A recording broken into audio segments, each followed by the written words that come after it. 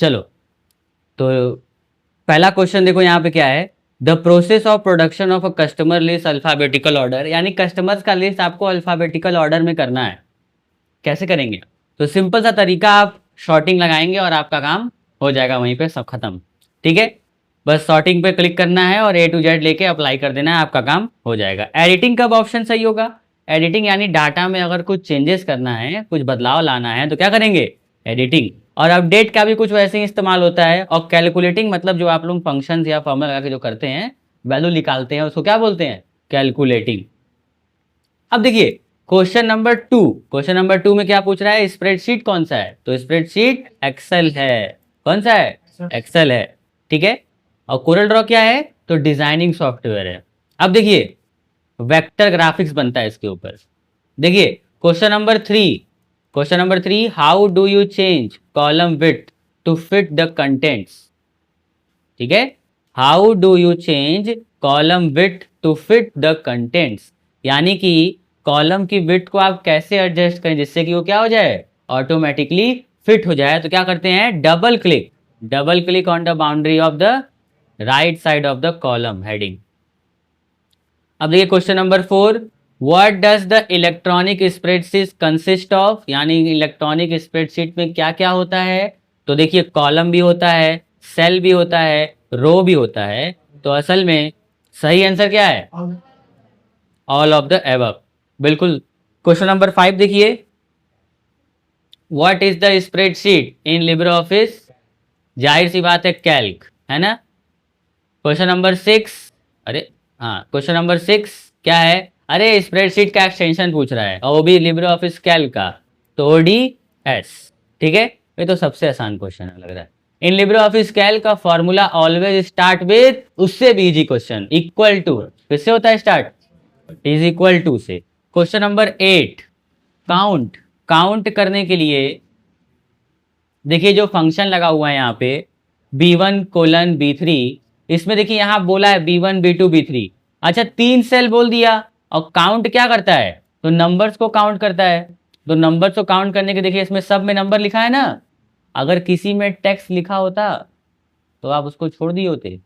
सब में नंबर लिखा है, इसी वजह से आंसर क्या आएगा? 3। समझे? आंसर क्या आएगा? 3, क्योंकि यहाँ भी 1 है, 2 और 3, 3 ही सेल है ना, 3 ही सेल में नंबर लिखा है ना, तो आंसर क्या आएगा? 3। क्वेश्चन नंबर 9 देखिए, यहां लिखा हुआ है मैक्स। अब मैक्स में ध्यान दीजिएगा, B1 और B3 ये एक रेंज कहलाता है और ये एक फंक्शन है।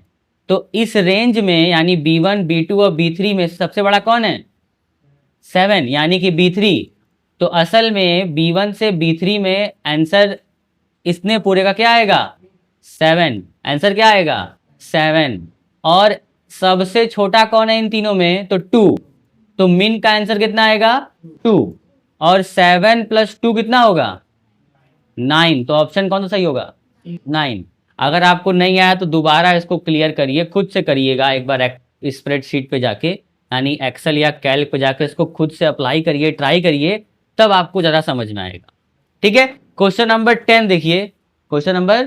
10 देखिए, how many types of cell reference in LibreOffice? कितने होते हैं? तो 3 होते हैं। कितने होते हैं? कौन कौन से? तो रिलेटिव, एब्सोल्यूट और मिक्स।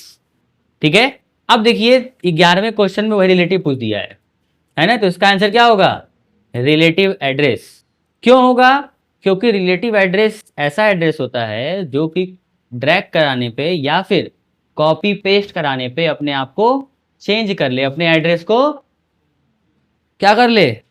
चेंज कर ले। क्या कर ले? और ऐसा रेफरेंस जो चेंज ना करे उसको बोलते हैं एब्सोल्यूट। क्या बोलते हैं? एब्सोल्यूट। और ऐसा रेफरेंस जो चेंज कर रहा है कॉलम या रो, या फिर रुका हुआ है कॉलम या फिर रो, उसको क्या बोलते हैं? मिक्स में दोनों मिक्स होता है, एक फ्री रहेगा दूसरा लॉक रहेगा, एक लॉक रहेगा दूसरा फ्री रहेगा।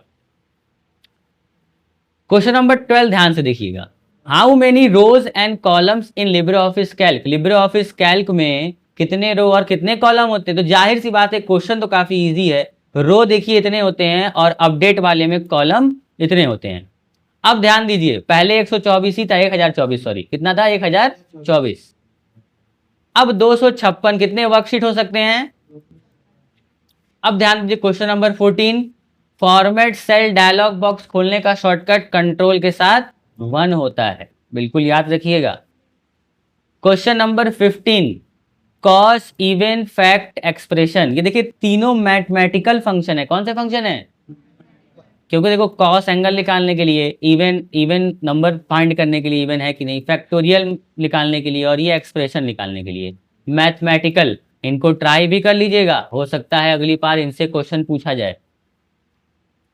विच shortcut key is used for print preview? अब देखिए पिछली क्लास में हमने बताया था राइटर के अंदर प्रिंट प्रीव्यू का शॉर्टकट कंट्रोल शिफ्ट ओ होता है, और यहां पर भी क्या शॉर्टकट होता है? Control shift O. Question number 17 ध्यान दीजिए, which shortcut key is used to insert function in LibreOffice Calc? LibreOffice Calc में इंसर्ट फंक्शन का क्या शॉर्टकट है? तो ये तो और चिंदी और आसान क्वेश्चन, कंट्रोल F2। किस मेन्यू में मिलता है ये? तो फॉर्मेट मेन्यू में मिलता है। किस मेन्यू में पाया जाता है? फॉर्मेट मेन्यू में पाया जाता है। क्वेश्चन नंबर 18 ध्यान दीजिए, what is the default file extension of Libre office Calc file? तो चाहे डिफॉल्ट पूछे चाहे एक्सटेंशन पूछे, ODS ही होगा। चलिए क्वेश्चन नंबर 19 पढ़ते हैं और करते हैं F2। ये तो पढ़ने की भी जरूरत नहीं है, आंसर क्या होगा? F2। क्यों? क्योंकि एडिटिंग लिखा है ना, सेल को एडिट करना हो, चेंज करना हो, कुछ भी लिखा हो तो शॉर्टकट क्या है? F2। क्वेश्चन नंबर 20 देखिए, 20 क्वेश्चन में लिखा हुआ है which shortcut key is use to insert time? अब देखिए टाइम और डेट में लोग कंफ्यूज रहते हैं, है ना? तो टाइम के लिए जो शॉर्टकट है वो कंट्रोल शिफ्ट सेमीकोलन, और डेट के लिए कंट्रोल सेमीकोलन। क्वेश्चन नंबर 21 देखिए, which shortcut key is use to cell formatting in LibreOffice Calc? LibreOffice Calc में सेल फॉर्मेटिंग की शॉर्टकट क्या है? तो अभी ऊपर बताए कि चाहे कुछ भी बोले शॉर्टकट कंट्रोल 1 ही होगा। सेल फॉर्मेटिंग की शॉर्टकट कंट्रोल 1 ही होती है। आगे चलते हैं, क्वेश्चन नंबर 22, काफी आसान question, in which menu is the merge cell command found in LibreOffice Calc? अब बताइए मर्ज सेल का जो कमांड है वो असल में जाहिर सी बात है कि फॉर्मेट मेन्यू में ही पाया जाएगा, ठीक है? अगर आप बैठे बैठे तुक्का मार रहे हैं तो देखिए एग्जाम में भी आप तुक्का ही मारेंगे, वहां हो सकता है सही न हो। तो अच्छे से याद करने पे फोकस करिए, न कि जैसे हम बोल रहे हैं मान लीजिए फॉर्मेट, हम तो आंसर बताइए कर रहे हैं, लेकिन हम मेरे से पहले अगर आपका आंसर फॉर्मेट था और वो तुक्का अगर नहीं था तो सही था। चलिए क्वेश्चन नंबर 23 ध्यान दीजिए, in which in LibreOffice Calc what is the value if there is a larger value than the cell?